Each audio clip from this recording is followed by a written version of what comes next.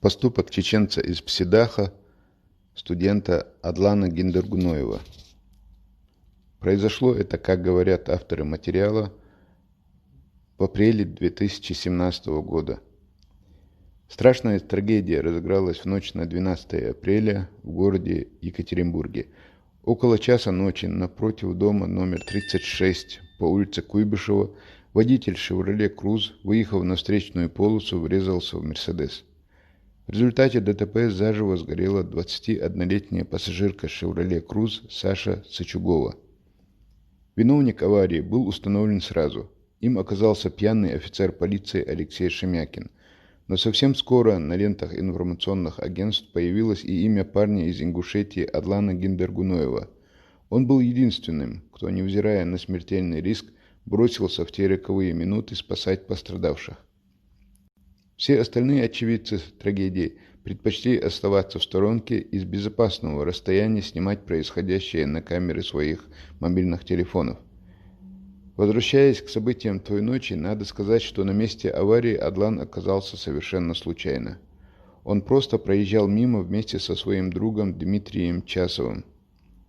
Увиденное заставило его действовать быстро и решительно. «Дима кричит, я не знаю, что делать», — рассказывал потом Адлан Гиндергуноев журналистам.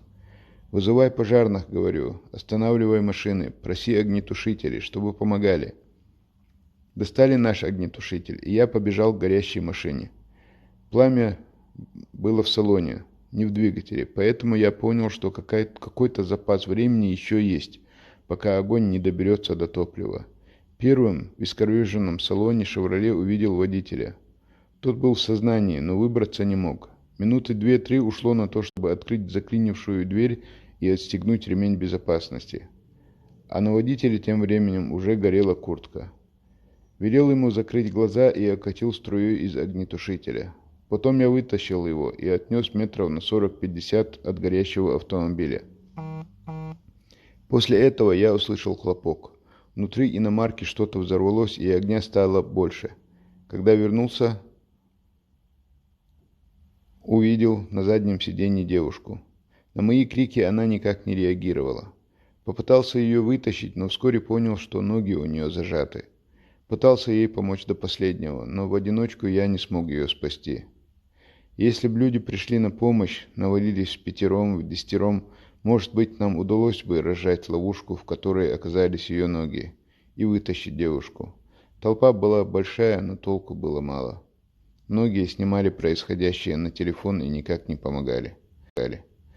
От машины меня оттащил Дима. Испугался, что я тоже погибну в огне. А потом раздался второй хлопок, и автомобиль загорелся еще сильнее. Я отдышался и снова стал тушить пламя, до последнего надеясь, что девушка еще жива, и ее можно спасти. Останавливал проезжающие мимо машины, показывал водителям удостоверение добровольного пожарного и просил огнетушители. Кто-то давал, а кто-то нет. Их 17 штук потом насчитали. Половина не сработала.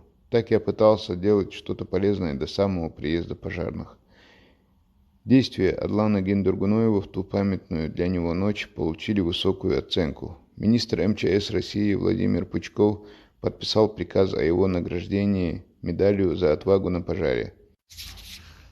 Эта награда в торжественной обстановке вручена екатеринбургскому студенту 27 октября.